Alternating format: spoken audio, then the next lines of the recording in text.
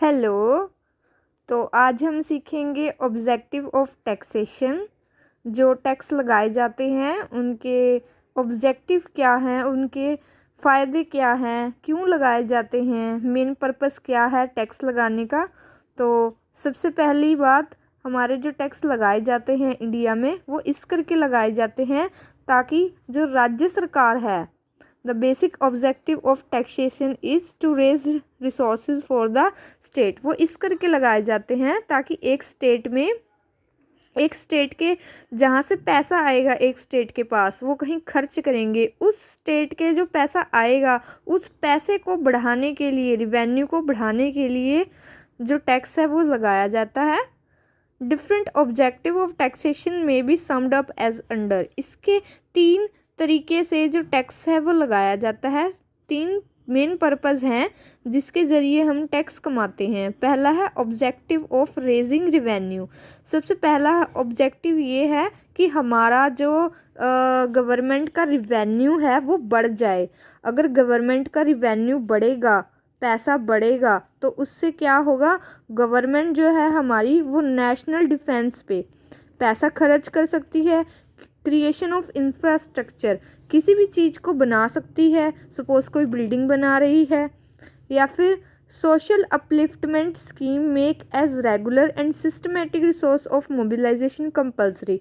इसके अंडर क्या होता है, गवर्नमेंट कोई भी सोशल की ऐसी स्कीम अपना सकती है जिससे हमारी जो इकोनॉमी है वो बैकवर्ड नहीं जाएगी, वो अप की तरफ हो जाएगी। तो मेन पर्पस इसका क्या है कि हमारी जो गवर्नमेंट है उसके पास पैसा हो। अगर पैसा होगा तो वो नेशनल डिफेंस लड़ सकती है, कोई इंफ्रास्ट्रक्चर तैयार कर सकती है, उसमें एम्प्लॉयमेंट दे सकती है। जो हमारा सोशल है उसे ऊपर की तरफ बढ़ा सकती है।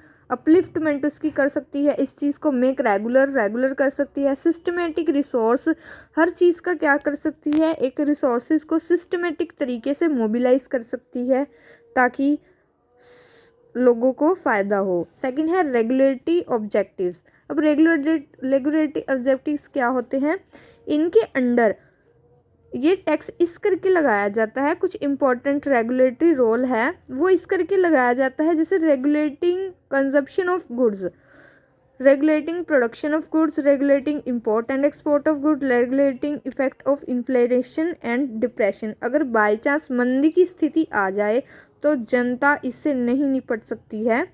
उससे निपटने के लिए जो सरकार होती है वो क्या करती है, टैक्स ले लेती है और फिर वही वो टैक्स का पैसा जो है वो मंदी के टाइम में उपयोग किया जाता है। डिप्रेशन वो वाली स्थिति आ जाती है जैसे सपोज बहुत ही महामंदी आ रही हो, जैसे महामारी भी, इसमें महामारी भी इंक्लूड की जाती है। उस जगह पे क्या होता है, तो जो पैसा टैक्स से आता है वो यहाँ पर भी यूज़ किया जाता है। रेगुलेटिंग इंपोर्ट एंड एक्सपोर्ट, अगर हम कोई गुड्स खरीदते हैं, बेचते हैं, कोई उन पर जो हमारी सरकार है वो किसी चीज़ का सेल परचेज करती है आउट कंट्री के, बाहर कंट्री से आना, तो उसका जो खर्चा है वो सरकार देती है। कोई हम प्रोडक्शन कर रही है सरकार उसे बेच रही है, उसके ऊपर खर्चा, कोई कंजप्शन कर रही है तो उसके ऊपर जो खर्चा हो रहा है वो टैक्स से सरकार दे देती है। नेक्स्ट है डेवलपमेंट ऑब्जेक्टिव।